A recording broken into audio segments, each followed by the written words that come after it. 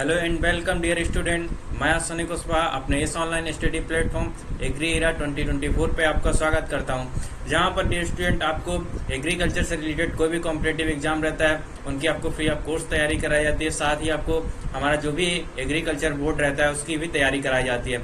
जो भी आपको यहाँ पे पढ़ाया जाता है स्टूडेंट, वो आपको हमारे टेलीग्राम चैनल पर free of course PDF form में मिल जाएगा। साथ ही आपको जो डाउट्स रहते हैं तो आप हमारे कमेंट सेक्शन में कर सकते हैं। साथ ही आप हमारे व्हाट्सअप ग्रुप पे भी उसको सेंड कर सकते हैं। अगर आपको कोई भी इन्फॉर्मेशन चाहिए तो आप हमारे कॉन्टैक्ट नंबर पे भी हमको संपर्क कर सकते हैं। तो डियर स्टूडेंट, आज का जो सेशन है हमारा बहुत इंपॉर्टेंट होने वाला है, क्योंकि इसमें जो हमारा जो एग्रीकल्चर उत्तर प्रदेश के लिए जो यूपी कैडेट एग्जाम होता है उसका एग्जाम जून में होने वाला है। तो उसको देखते हुए हमने जो है सीरीज स्टार्ट की है। तो उसमें हम जो है इम्पोर्टेंट क्वेश्चन को सॉल्व करेंगे। तो अगर आप हमारे चैनल पे नए हैं, तो अगर अभी तक आपने हमारे चैनल को सब्सक्राइब नहीं किया तो प्लीज़ चैनल को सब्सक्राइब कर लीजिए। साथ ही साथ अपने दोस्तों को भी शेयर करिए, क्योंकि यह बहुत ही सेशन इंपॉर्टेंट होने वाला है। तो अपना सेशन स्टार्ट करते हैं एक नारे के साथ। जय जवान, जय किसान, जय कृषि विज्ञान।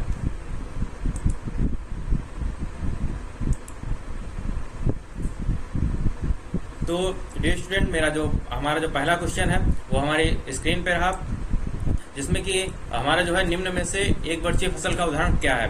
तो सबसे पहले हम इसमें ये जाने कि एक वर्षीय फसल होती क्या है। एक वर्षीय फसल मतलब ये कि जिसमें हम उस क्रॉप को बोएं तो हम एक सीजन में उसको, एक क्रॉप ड्यूरेशन में उसको हम हार्वेस्ट कर लें, तो उसको हम एक वर्षीय फसल चक्र करते हैं। वही मतलब अगर हम उसको जैसे कि खरीफ में बोते हैं और उसको हम अगर रबी ऋतु में हार्वेस्ट करेंगे जाके, तो वो हमारी 2 वर्षीय फसल हो जाएगी। तो इसमें ये पूछ रहा है कि एक वर्षीय फसल का उदाहरण कौन सा है। तो मतलब जो एक ही समय में हमारा वो अपनी रिप्रोडक्टिव फेज और मतलब वेजिटेटिव ग्रोथ दोनों ही एक ही समय में, एक ही सीजन में कर ले, तो वो हमारी एक वर्षीय फसल हो जाती है। तो उसमें जो ऑप्शन दिए हुए हैं, गेहूं हो गया, गन्ना हो गया, चुकंदर हो गया, गाजर हो गया। तो इसमें जो हमारी ऑप्शन होगा वो इसमें गेहूं से होगा। साथ ही आप कहेंगे सर चुकंदर भी हो सकता है, गाजर भी हो सकता है, लेकिन चुकंदर और गाजर इसलिए नहीं होगा क्योंकि अगर हम इसमें वेजिटेटिव ग्रोथ पार्ट यूज करेंगे तो ये हमारा एक वर्षीय में आ जाएगा। अगर वहीं हम इसमें जब बीज उत्पादन करेंगे तो ये हमारा 2 वर्षीय में आ जाएगा। तो आप इसको ध्यान रखिएगा। तो इसमें हमारा आप ऑप्शन देख के ही आपको इसको सही करिएगा। तो इसमें हमारा कौन सा ऑप्शन सही होगा, तो इसमें हमारा गेहूं ऑप्शन सही होगा। जो हमारा अगला क्वेश्चन है उसमें पूछा गया है कि अरंडी का कुल कौन सा है। तो अरंडी का कुल जो है वो जो सबसे पहले तो हम बता दें कि अरंडी हमारी यूफोरबिएसी, यानी कि जो हमारी यूफोरबिएसी फैमिली है उससे हमारी अरंडी बिलोंग करती है। तो वहीं पे अरंडी कौन सी फसल है, तो अरंडी एक हमारी तिलहनी वाली फसल है। साथ ही एक क्वेश्चन बहुत ही ज्यादा पूछा जाता है कि जो अरंडी के ऊपर एक विशेष प्रकार का आवरण पाया जाता है, सीड कोट पाया जाता है, उस पर एक संरचना पाई जाती है, उसको हम क्या कहते हैं, तो उसको हम रेगमा कहते हैं। तो आप इसको ध्यान रखिएगा कि उसको हम क्या कहते हैं, तो उसको हम रेगमा कहते हैं। वहीं पे जो हमारी सोलेनेसी क्रॉप है उसमें हमारा मिर्च हो गया, टमाटर हो गया, बैगन हो गया, ये सब आते हैं। ब्रेसिकेसी में हमारी सरसों हो गई, और जो भी कोल क्रॉप्स रहती हैं वो इसमें आती हैं। एम्बलीफेरी में हमारी गाजर आती है। तो आप इसको भी ध्यान रखिएगा। जो हमारा अगला कुल है तो इसमें पूछा गया है कि गाजर का कुल कौन सा है। तो गाजर का कुल हमने अभी आगे ही बताया। तो गाजर का कुल कौन सा है, हमारा एम्बलीफेरी है। वहीं पे अगर हम बात करें कि जो गाजर का जो कौन सा रूप, मतलब यानी कि वैज्ञानिक तौर पे कौन सा किस रूप में पाई जाती है, तो हमारी जो गाजर होती है वो किस रूप में आ जाती है, वो शंख रूप में पाई जाती है। वो शंख रूप में आपने देखा होगा, तो इस शंख रूप में पाई जाती है। वहीं पे अगर इसकी जो हम बीज दर की बात करें तो इसमें जो हमारी देसी गाजर रहती है उसकी 6 से 7 किलोग्राम बीज दर रहती है, और वहीं पे जो हमारी विलायती गाजर रहती है उसकी 7 से 8 किलोग्राम बीज दर रहती है।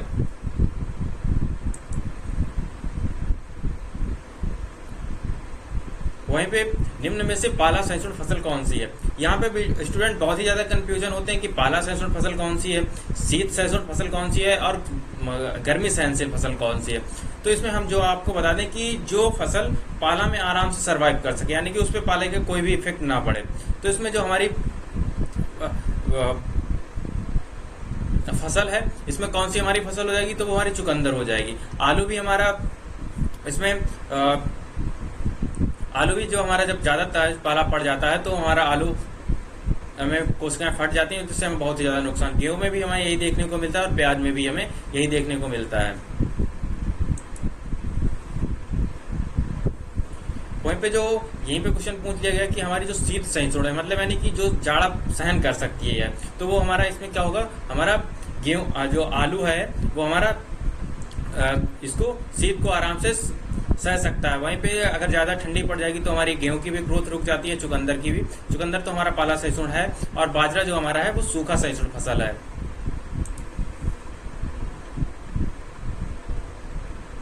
वहीं पे इसमें पूछा गया निम्न में से नगद फसल का उदाहरण कौन सा है। तो हम आपको बताते हैं कि नगदी फसलें क्या होती हैं, यानी कि वे फसलें जिनको हम हार्वेस्ट करने के बाद मार्केट में जाए हमें तुरंत ही पैसा मिल जाए, तो उन्हें हम नगद फसल या कैश क्रॉप कहते हैं। तो इसमें जो हमारा ऑप्शन होगा, इसमें सी ऑप्शन सही होगा, यानी कि कपास। कपास के साथ साथ आप इसमें हमें जैसे जूट हो गया, टी हो गया, कॉफी हो गया, ये भी हमारी नकदी फसलों के उदाहरण है। गन्ना हो गया, तो ये हमारी जो है नकदी फसलों के उदाहरण हो जाएंगे।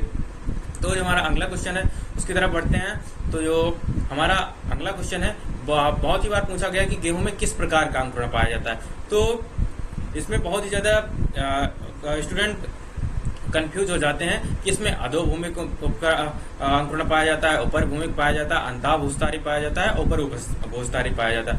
तो इसमें अधोभूमिक अंकुरण पाया जाता है, यानी कि इसमें सीड कोड अंदर ही रहता है। और जो ऊपर भूमिक होता है उसमें मतलब कि जब बीज जर्मिनेट होगा तो उसके जो बीज पत्र रहते हैं वो आप निकालें, जैसे कि आपने सेम में देखा होगा, उसमें ऊपर भूमिक जो है अंकुरण पाया जाता है। वहीं पे अंतः भूस्तारी, मतलब अंतः भूस्तारी आपने पुदीना का पौधा देखा होगा, आपने जो है हमारा मेंथा रहता है उसका पौधा देखा होगा, उसमें वो आप एक जगह पे रोप देंगे, उसके बाद उसमें से जड़ें निकलती रहती हैं। तो ये हमारा अंतः भूस्तारी का। और जो हमारे ऊपर भूस्तारी जैसे धूप घास हो गया, ये सब हमारे इसमें आते हैं।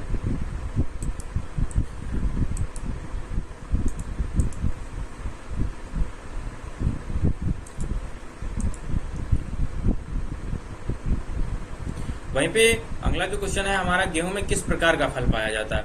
ये क्वेश्चन बहुत ही बार पूछा जाता है। या हमारी जो भी कोई भी ग्रेमिनी फैमिली की क्रॉप रहेगी, पोएसी फैमिली की क्रॉप रहेगी, उसमें किस प्रकार का फ्रूट टाइप पाया जाता है। तो इसमें कैरियोप्सिस प्रकार का फ्रूट टाइप पाया जाता है। वहीं पे जो हमारा सरस फल रहता है वो हमारा केले में पाया जाता है, अष्टफल हमारा आम में पाया जाता है, और जो हमारा सोरोसिस है वो सहतूत में पाया जाता है। तो आप इनको साथ ही साथ आप जितना भी हम पढ़ा रहे हैं आपको, ठीक है, तो हम इतना इसमें पीपीटी में मेंशन नहीं कर पाते, हम बोल रहे हैं आपको, तो आप इसको नोट करते जाइएगा, क्योंकि आप जितना नोट करेंगे, जितना आप इन नोट्स को आप अभी से बना के रखिए, आपको ये बीएससी में पढ़ेंगे तब भी आपको ये इम्पोर्टेंस रहेंगे, क्योंकि यही क्वेश्चन जो हमारा सिलेबस है यही सब आपसे पूछा जाता है, और यही क्वेश्चन हमारे एंट्रेंस एग्जाम रहते हैं, कोई भी एंट्रेंस एग्जाम रहता है वहाँ पे भी आपको ये बहुत ही ज़्यादा मदद करेगा। तो आप हमारे साथ ही इसको नोट भी करते जाइए। जो भी हम पॉइंट बताते हैं हम इसमें नहीं मेंशन कर पाते हैं उतना, तो आप उसको अपने पास साथ कॉपी पेन लेके बैठिए और उसको मेंशन मतलब नोट करते जाइए।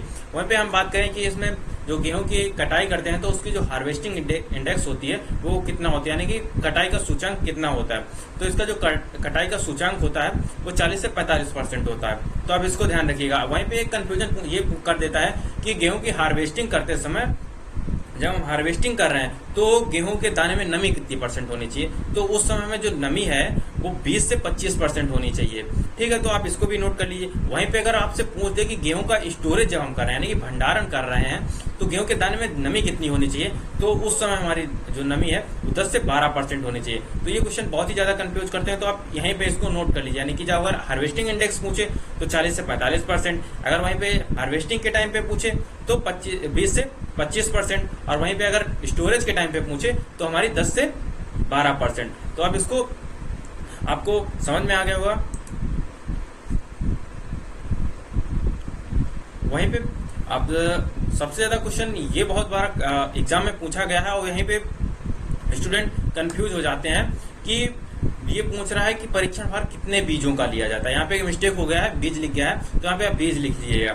तो परीक्षण भार यानी कि टेस्ट वेट कितने बीजों का लिया जाता है, ठीक है। तो इसमें जो हमारा रहता है 1000 बीज रहता है।